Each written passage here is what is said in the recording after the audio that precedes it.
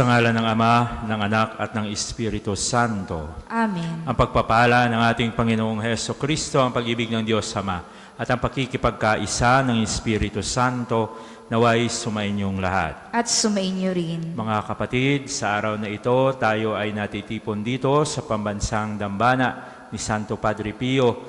Dala ang ating mga kahilingan sa ating mga puso, sa ating isipan, at umaasa tayo na sa pamamagitan ng panalangin ni Santo Padre Pio ay kanyang tutugunan ng Diyos ang ating mga kahilingan. At atin ding isinasama ang mga kahilingan ng ating mga kapatid na nakikiisa sa atin sa pagdiriwang na ito sa lahat ng mga social media platforms ng pambansang dambana ni Santo Padre Pio. Atin ding inaalala sa araw na ito ang buhay kabanalan ni San Bernardo. Kaya mga kapatid, aminin natin ngayon ang ating mga kasalanan upang tayo'y maging marapat gumanap sa banal na pagdiriwang. Tayong lahat inaamin ko sa makapangyarihang Diyos at sa inyo mga kapatid, na lubha akong nagkasala sa isip, sa salita at sa gawa at sa aking pagkukulang. Kaya sinasamo ko sa mahal na Berheng Maria, sa lahat ng mga anghel at mga banal, at sa inyo mga kapatid, na ako'y panalangin sa Panginoong ating Diyos. Kaawaan tayo ng makapangyarihang Diyos, patawarin tayo sa ating mga kasalanan, at patnubayan tayo sa buhay na walang hanggan. Amen.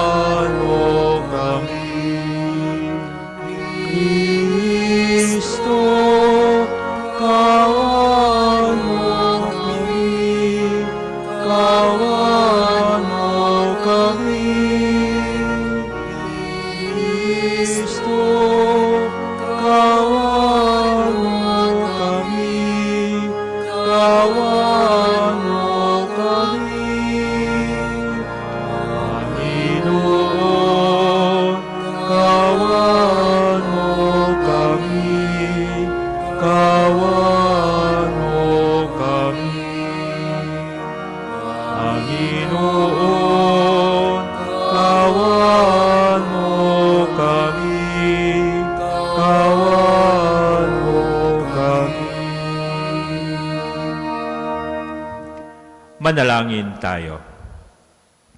Ama naming makapangyarihan, ginawa mong mag-alab sa pagmamalasakit sa iyong tahanan, sa pagbibigay liwanag sa iyong sambayanan, at sa pagkadarang sa liwanag na ito, ang abad na si San Bernardo. Bilang tugon sa kanyang pagdalangin, pag-alabin mo rin ang diwa namin sa lubos na pagtahak sa landas na dapat taluntunin ng mga anak ng liwanag. Sa pamamagitan ni Jesucristo, kasama ng Espiritu Santo, magpas sa walang hanggan. Amen. Tayo po ay magsiupo. Pagbasa mula sa aklat ng mga hukom. Noong panahong iyon, ang mga taga-Sikem at Bet-Milo ay sama-samang nagpunta sa may sagradong puno ng ensina sa Sikem at itinalagang hari si Abimelech. Nang mabalitaan ito ni Joatam, tumayo siya sa itaas ng bundok ng Gerizim at humiyaw, "Mga taga-Sikem, makinig kayo sa akin at makikinig sa inyo ang Diyos." Noong unang panahon, nag-usap-usap ang mga punong kahoy upang pumili ng hari. Sinabi nila sa ulibo, "Ikaw ang maghari sa amin." Sumagot ang ulibo, "Kakailanganin kong itapon ang aking langis na gamit sa pagpapangaral sa mga Diyos at sa mga tao kung ako ang mamamahala sa inyo." Sinabi nila sa igos, "Ikaw na ang maghari sa amin." Ngunit sumagot ang igos, kakailanganin kong iwan ang masasarap kong bunga kung pamamahalaan ko kayo. Kaya sinabi nila sa ubas, ikaw na ang maghahari sa amin. Sumagot ang ubas, sa akin nang gagaling ang alak na pampasaya sa mga Diyos at sa mga tao. Kakailanganin kong iwan yaon kung ako ang maghahari sa inyo. Kaya sinabi nila sa dawag, ikaw na nga ang maghari sa amin. Ang sagot ng dawag, kung talagang ibig ninyo akong maging hari, sumilong kayo sa akin. Kung ayaw ninyong sumilong, magpapalabas ako ng apoy upang sunugin ang mga sendro ng Libano. Ang salita ng Diyos. Salamat sa Diyos. Salmong tugunan. Poon ang bigay mong lakas sa hari nagpapagalak. Poon ang bigay mong lakas sa hari nagpapagalak. Nagagalak ang hari o poon dahilan sa lakas mong bigay. Siya'y nagagalak sa kanyang tagumpay. Binigyan mo siya ng lahat ng kanyang mga kailangan at iyong dininig kanyang kahilingan. Poon ang bigay mong lakas sa hari nagpapagalak. Dinalaw mo siya na ang iyong taglay ay gintong korona. Iyong pinagpalat, pinutungan siya. Hiling niya'y buhay at iyon ang iyong ipinagkaloob. Buhay na mahabat, walang pagkatapos. Poon ang bigay mong lakas sa hari nagpapagalak. At naging dakila, pinadakila mo ang iyong tulungan. Naging bantog siya at makapangyarihan. Iyong pinagpala at nagpapala mong walang katapusan. Nagagalak siya sa iyong patnubay.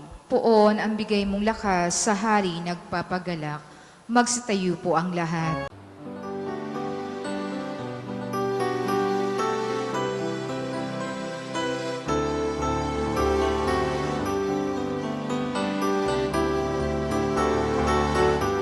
Alleluia, alleluia, alleluia,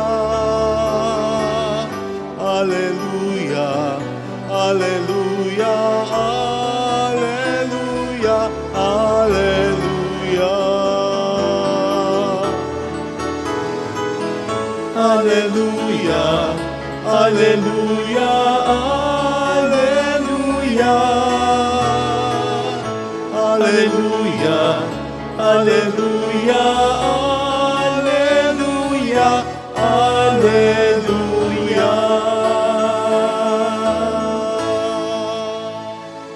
Sumainyo ang Panginoon. At sumainyo rin. Ang pagpapahayag ng mabuting balita ng Panginoon ayon kay San Mateo. Papuri sa iyo, Panginoon. Noong panahong iyon, sinabi ni Jesus sa kanyang mga alagad ang talinghagang ito. Ang paghahari ng Diyos ay katulad nito. Lumabas ng umagang-umaga ang may-ari ng ubasan upang humanap ng mga manggagawa. Nang magkasundo na sila sa upa na 1 denaryo maghapon, sila'y pinapunta niya sa kanyang ubasan. Lumabas siyang muli nang mag-iikasyam ng umaga at nakakita siya ng iba pang tatayo-tayo lamang sa liwasang bayan. Sinabi niya sa kanila, pumaroon din kayo at magtrabaho sa aking ubasan at bibigyan ko kayo ng karampatang upa. At pumaroon nga sila. Lumabas naman siya ng mag-iikalabindalawa ng tanghali at ng mag-iikatlo ng hapon. At gayon din ang ginawa niya.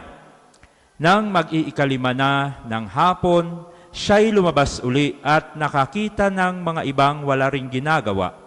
Sinabi niya sa kanila, bakit kayo tatayo-tayo lang dito sa buong maghapon? Wala pong magbigay sa amin ng trabaho, sagot nila. At sinabi niya, kung gayon, pumaroon kayo at gumawa sa aking ubasan. Pagtatakip silim, sinabi ng may-ari ng ubasan sa kanyang mga katiwala, tawagin mo ang mga manggagawa at sila'y upahan magmula sa huli hanggang sa buong araw na nagtrabaho. Ang mga nagsimula ng mag-iikalima ng hapon ay tumanggap ng tig-1 denaryo. At nang lumapit ang mga nauna, inakala nilang tatanggap sila ng higit pa doon. Ngunit ang bawat isa'y tumanggap din ng 1 denaryo. Pagkatanggap nito, nagreklamo sila sa may-ari ng ubasan. Sabi nila, 1 oras lang po gumawa ang mga huling dumating, samantalang maghapon kaming nagpagal at nagtiis ng nakapapasong init ng araw. Bakit naman po ninyo pinagpare-pareho ang upa sa amin? At sinabi niya sa isa sa kanila, Kaibigan, hindi kita dinadaya. Hindi ba't nagkasundo tayo sa 1 denaryo? Kunin mo ang ganang iyo at umalis ka na. Maano kung ibig kong upahan ang nahuli ng tulad ng upa ko sa inyo? Wala ba akong karapatang gawin ang aking maibigan sa aking ari-arian? O naiinggit ka lang sa aking kabutihang loob? Kaya't ang nahuhuli ay mauuna at ang nauuna ay mahuhuli. Mga kapatid, ang mabuting balita ng Panginoon. Pinupuri ka namin, Panginoong Heso Kristo. Tayo po ay magsiupo. Isang maganda at mapagpalang araw po sa ating lahat. Mga kapatid, sa araw na ito, tayo ay inaanyayahan ng ating mga pagbasa na iwasan ang inggit. Ang inggit na sa iba ay ibig mong makamit. Ang inggit na nagdadala sa atin upang maging mapagmataas. Sa ating lipunan ngayon, meron ba kayong mga kilala na mahilig talaga maging lider-lideran? Yung tipong sa lahat ng mga okasyon, sila agad ang nagpaplano ng raffle, ng pagkain. Pero pagdating na sa singilan ng ambag, sila rin ang unang nawawala. Sa ating unang pagbasa, mga kapatid, ganyan ang tema ng kwento. Ang mga taga-Sikem at Bilmilo ay pumunta sa sagradong puno. Ngunit nang mabalitaan ito ni Joatam sa ating unang pagbasa, siya ay humiyaw at sinabi sa kanila na makinig kayo at makinig sa inyo ang Diyos. Makinig kayo sa akin at makikinig sa inyo ang Diyos. Bakit ganon ang statement ni Joatam sa kanila? Malamang ang dahilan kung bakit sila pumunta doon sa sagradong puno ay upang ipakita sa isa't isa kung sino ba ang mas karapat-dapat. Sino ba ang mas malakas? Sino ba ang dapat kilalanin? Kaya, dinaan ni Joatam sa isang kwento. At ating narinig na ang kwento ay tungkol sa mga puno na naghahanap kung sino ba ang magiging hari. Sino ba ang mamumuno sa kanila? At ang mga bida, yung olibo, yung igos, at ang ubas, lahat sila ay tumanggi kasi abala sila sa tunay nilang silbi. Abala sila sa tunay nilang kahulugan. Nagbibigay ng langis, nagbibigay ng alak. Pero sino ang sumagot? Sino ang nag-assume na siya ang gustong maging leader? Yung aroganteng dawag. Ano ba ang dawag? Wala naman siyang bunga. Puro lamang yabang ang nasa kanya. Pero gusto pa niyang mamuno. Sounds familiar, hindi po ba? Parang Panahon lang yan ng kampanya dito sa Pilipinas. Yung may mga ginagawa na para sa mga tao sa kanilang komunidad, ayaw sa posisyon kasi gusto nila tumulong at magtrabaho lamang ng tahimik. Pero yung mga walang ginagawa, dahil lamang anak sila ni Juan, dahil lamang pamangkin sila ni Juan, wala pa silang napapatunayan sa komunidad, pero gusto na nilang maluklok sa posisyon. Yan yung tinatawag natin sa term natin sa Tagalog na yung mga epal. No? Gusto lamang umepal. Kaya mga kapatid, ang mensahe sa ating unang pagbasa ngayon ay malinaw. Ang tunay na leader ay hindi sakim sa posisyon. Ang tunay na leader ay handang magsakripisyo, hindi para sa kanyang sariling kapakanan, kundi sa kapakanan ng iba. Ito rin mga kapatid ang isinabuhay ng ating inaalalang banal ngayon na si San Bernardo Abad. Maraming pwedeng oportunidad para siya ay maging sikat o maging makapangyarihan dahil siya ay matalino. Pero pinili ni San Bernardo ang buhay ng kababaang loob. Tahimik pero puno ng bunga. Parang puno ng olibo, igos o ubas na kahit hitik sa bunga ay hindi naghahari-harian. Bagkus sila ay nag-aalay ng kanilang biyaya para sa iba. Sa ating ebanghelyo, ating narinig ang isang may-ari ng ubasan. Kumuha siya ng mga manggagawa sa iba't ibang oras. May madaling araw, may tanghali, may hapon, pero nung nagkabayaran na, pare-pareho ang bayad, pare-pareho ang upa. Kaya, ano ang reaksyon nung mga unang pumasok? Familiar din yan sa ating mga Pinoy. Napaka-unfair mo naman, boss. Napaka-unfair mo naman, sir. Kami, nabilad kami buong araw sa pagtatrabaho dito. Tapos silang mga latecomer, pareho lang ang sweldo. Pero, ano ang sinabi ng may-ari? Kaibigan, hindi kita dinadaya. Hindi ba sa umpisa, nagkasundo tayo ng 1 dinaryong upa sa inyong trabaho? Wala kang lugi. Bagkus, mabait at mapagbigay lang ako. Wala ba akong karapatan sa pera ko? Ganito ang Diyos, mga kapatid, sa atin. Kapag siya ang nagbuhos ng biyaya sa atin, hindi ba sinasabi natin, siksik, liglig, at umaapaw? At ang pamantayan ng Diyos sa pagbibigay ng biyaya sa atin ay hindi base sa oras ng ating ginagawa, hindi base sa ating ginagawa sa kabuuan, kundi base sa Kanyang totoong pagmamahal sa ating lahat.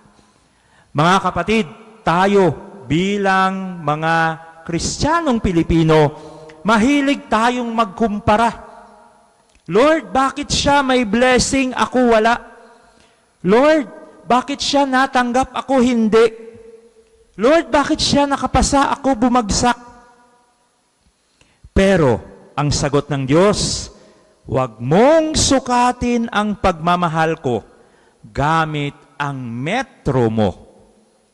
Dahil ako ang may-ari ng ubasan at lahat kayo ay mahalaga sa akin. Mga kapatid, kaya kung may kapitbahay kang naunang yumaman, naunang nakaangat sa buhay, huwag kang mainggit. Kasi malay mo sa langit, sa VIP ka mapupunta. Yun, kung isinabuhay mo ang totoong pagiging Kristiyano. Kaya mga kapatid, si San Bernardo na ating pinararangalan sa araw na ito ay halimbawa ng taong hindi nagtuturo sa sarili kundi sa Diyos. Maraming tagumpay ang pwedeng ibuhos sa kanya, pero pinili niya ang pagiging simpleng monghe, guro at pastol.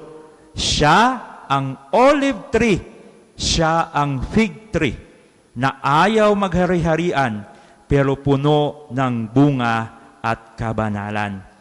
At dito tayo hinahamon, huwag tayong maging tinik na puro yabang lamang ang meron. Bagkus maging puno tayo na nagbibigay ng bunga ng kabutihan. Kaya mga kapatid, sa lahat ng ito, merong 3 take-home ang ating mga pagbasa ngayon. Una, leadership is service, not a symbol of power. Ang totoong pamumuno ay hindi paepal, kundi totoong pagsisilbi. Pangalawa, God's love is generous. Ang pag-ibig ng Diyos ay siksik, ludlig at umaapaw. Hindi ito per hour na biyaya. Ito ay buhos na biyaya at pagmamahal. At pangatlo, holiness is humility. Ang kabanalan ay nagsisimula sa kababaang loob. Tulad ni San Bernardo, tahimik pero totoong namumunga. Kaya mga kapatid, kung ang Diyos pala ay hindi nagbibilang ng oras, bagay at gantimpala, huwag tayong magpapaka-stress dito sa buhay natin sa mundo. Ang mahalaga, pagsumikapan natin na makapasok tayo sa ubasan ng ating Panginoon. Kasi sa langit, no work, no pay. Hindi ganon sa langit. Walang no work, no pay sa langit. Ang meron sa langit ay no love, no entry. Kaya pagsumikapan natin na maging daluyan tayo ng pag-ibig, ng awa at habag ng Diyos sa ating kapwa. Tumayo na po ang lahat. Mga kapatid, ipamalas natin sa Diyos na ating Ama ang pakikiisa natin sa Kanyang bugtong na anak. Hingin natin sa Kanya ang mga biyaya na nagpapatatag sa atin upang manatili tayong kasama ni Kristo. Ang ating itutugon, Panginoon, dinggin mo kami. Panginoon, dinggin mo kami.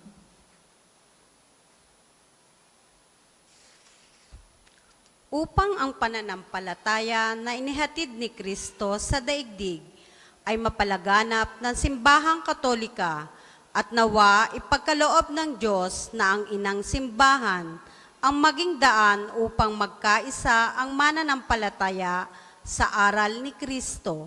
Manalangin tayo. Panginoon, dinggin mo kami. Upang ang apoy ng pananampalataya na dinala ni Kristo sa daigdig ay matamo ng mga taong nakikipagtunggali at dumaranas ng iba't ibang anyo ng pagdurusa. Manalangin tayo. Panginoon, dinggin mo kami. Upang ang pagkakahati-hati na tinutukoy ng Panginoong Hesus ay lubusan nating maunawaan at maging lakas nawa ito ng ating pamilya upang buong tapang tayong pumanig kay Kristo. Manalangin tayo. Panginoon, dinggin mo kami. Para sa mga kapatid nating nawawala at pinaniniwalaang pumanaw na, partikular ang mga sabungero, nawa ay pagkalooban sila ng Panginoon ng kapatawaran sa kanilang mga kasalanan at nang walang hanggang kapahingahan sa kanyang kaharian. Nawa ay makamtan nila at ng kanilang mga naulilang pamilya ang kapayapaan ng kalooban sa pamamagitan ng pagkakamit ng hustisya at kapatawaran. Manalangin tayo. Panginoon, dinggin mo kami. Sa katahimikan ng ating mga puso, ating idulog sa Panginoon ang ating sariling mga panalangin at mga intensyon.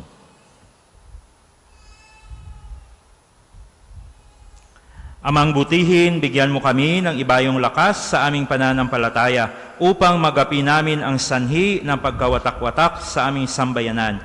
Hiniling namin ito sa pamamagitan ni Jesucristo ang aming Panginoon, nabubuhay at naghahari kasama mo at ng Espiritu Santo magpasawalang hanggan. Amen. Magsiupo po ang lahat. Para po sa mga maghahandog ng sobre, pakihulog na lamang po sa buslo.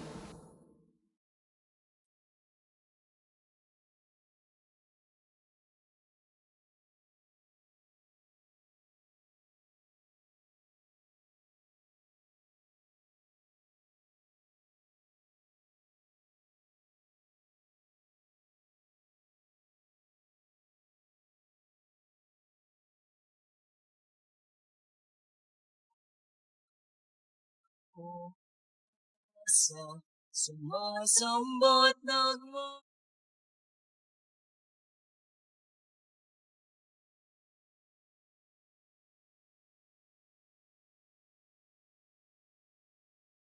Magsitayo po ang lahat.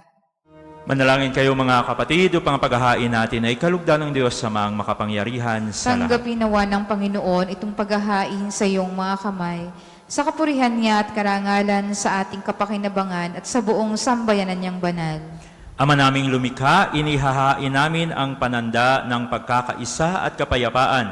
Ngayong ginugunita namin ang abad na si San Bernardo, na sa salita't gawa ay nagsikap pagkasunduin ang simbahan sa pamamagitan ni Jesucristo kasama ng Espiritu Santo magpasawalang hanggan. Amen. Sumainyo ang Panginoon. At sumainyo rin. Itaas sa Diyos ang inyong puso at diwa. Tinaas na namin sa Panginoon. Pasalamatan natin ang Panginoong ating Diyos. Marapat na siya ay pasalamatan. Ama naming makapangyarihan, tunay ngang marapat na ikaw ay aming pasalamatan sa pamamagitan ni Jesucristo na aming Panginoon. Ngayong si San Bernardo ay pinararangalan sa pumuhay niyang totoong uliran at pagiging maasahan sa panunungkulan. Kaya't sa Jesucristo na maasahan sa katapatan ay inihahayag sa pangangasiwa sa sambayanan. Ang malasakit ng mga ulirang tagapangasiwa noon ay nagpatuloy magpahanggang ngayon sa mga panalangin kanilang iniuukol, kaisa ng sambayanan mong dito nagtitipon. Kaya kaisa ng mga anghel nagsisiawit ng papuri sa iyo nang walang humpay sa kalangitan. Kami nagbubunyi sa iyong kadakilaan.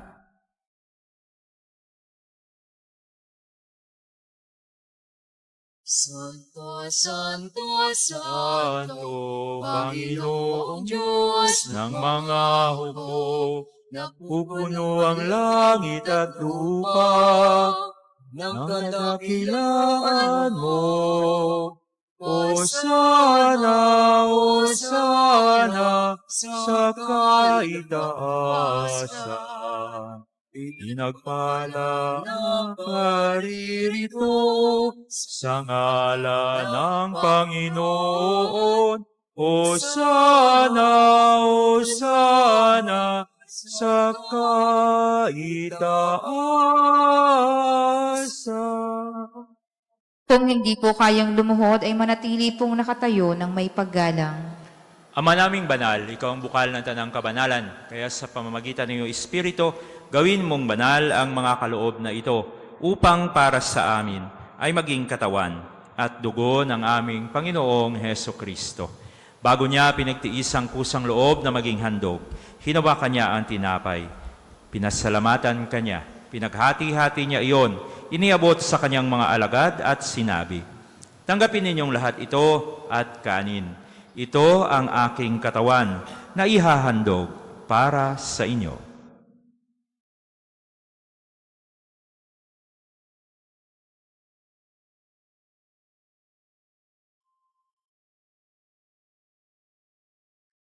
Gayon din naman, matapos ang hapunan, hinawakan niya ang kalis, muli kanyang pinasalamatan, iniabot sa kanyang mga alagad at sinabi, "Tanggapin ninyong lahat ito at inumin.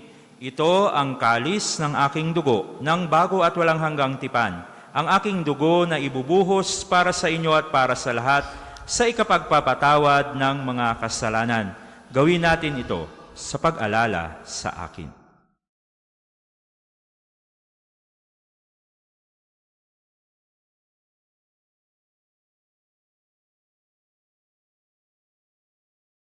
Ipagbunyi natin ang misteryo ng pananampalataya. Kristo'y namatay, si Kristo'y nabuhay, si Kristo'y babalik sa wakas ng panahon. Ama, ginagawa namin ngayon ang pag-alaala sa pagkamatay at muling pagkabuhay ng iyong anak. Kaya tiniaalay namin sa iyo ang tinapay na nagbibigay buhay at ang kalis na nagkakaloob ng kaligtasan. Kami nagpapasalamat dahil kami yung minarapat na tumayo sa harap mo para maglingkod sa iyo. Isinasamo namin kami magsasalo-salo sa katawan at dugo ni Kristo ay mabuklod sa pagkakaisa sa pamamagitan ng Espiritu Santo. Ama, lingapin mo ang iyong simbahang laganap sa buong daigdig. Puspusin mo kami sa pag-ibig. Kaisa ni Leon na aming Papa, ni Gilbert na aming Arsobispo, ng Tanang Kaparian, ng mga reliyoso, ng mga pinuno ng aming sambayanang Kristiyano at kaming lahat na nagkakatipon dito. Alalahanin mo rin ang mga kapatid naming nahimlay nang may pag-asang sila'y muling mabubuhay. Gayon din ang lahat ng mga pumanaw. Kaawaan mo sila at patuloyin sa iyong kaliwanagan. Kaawaan at pagindapatin mo kaming lahat na makasalo sa iyong buhay na walang wakas. Kaisa ng mahal na Berhing Maria na ina ng Diyos, ni San Jose ang kanyang kalinis-linisang esposo, kaisa ng mga apostol, ni San Bernardo at ni Santo Padre Pio at ng lahat ng mga banal na namuhay dito sa daigdig ng kalugod-lugod sa iyo. Maipagdiwang nawa namin ang pagpupuri sa ikararangal mo sa pamamagitan ng iyong anak na aming Panginoong Heso Kristo. Sa pamamagitan ni Kristo kasama niya at sa Kanya, ang lahat ng parangal at papuri ay sa iyo, Diyos amang makapangyarihan, kasama ng Espiritu Santo, magpasawalang hanggan. Amen. Amen.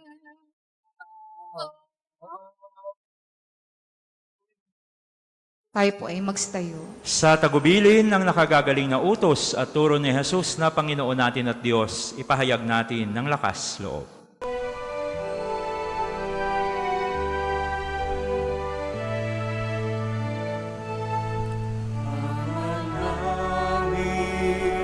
Sumasalangit ka, sambahin ang ngalan mo. Mapasa amin ang kaharian mo, sundin ang loob mo.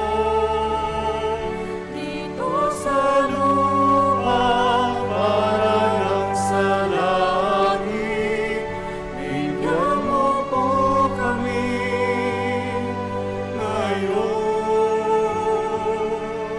ng aming kakanin sa araw-araw at pagnawarin mo kami sa aming mga sala para na pagpapatawad namin sa nagkakasala sa amin. At huwag mo kaming ipahintulot sa gusto, at iadya mo kami sa lahat ng masama.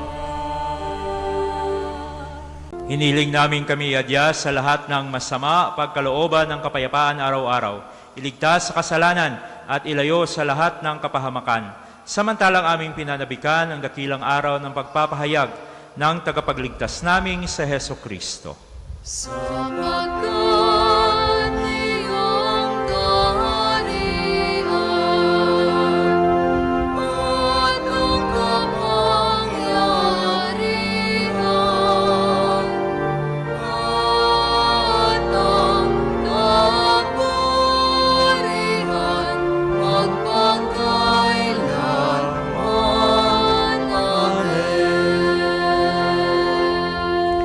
Panginoong Heso Kristo, sinabi mo sa iyong mga apostol, kapayapaan ang iniiwan ko sa inyo. Ang aking kapayapaan ay binibigay ko sa inyo. Tunghayan mo ang aming pananampalataya at huwag ang aming pagkakasala. At pagkalooban mo kami ng kapayapaan at pagkakaisa ayon sa iyong kalooban. Kasama ng Espiritu Santo, magpasawalang hanggan. Amen. Ang kapayapaan ng Panginoon naway laging sumainyo. At sumainyo rin. Puno ng kababaang loob at pag-ibig sa inyong mga puso at may magandang ngiti sa inyong mga labi. Magbigayan tayo ng kapayapaan sa isa't isa.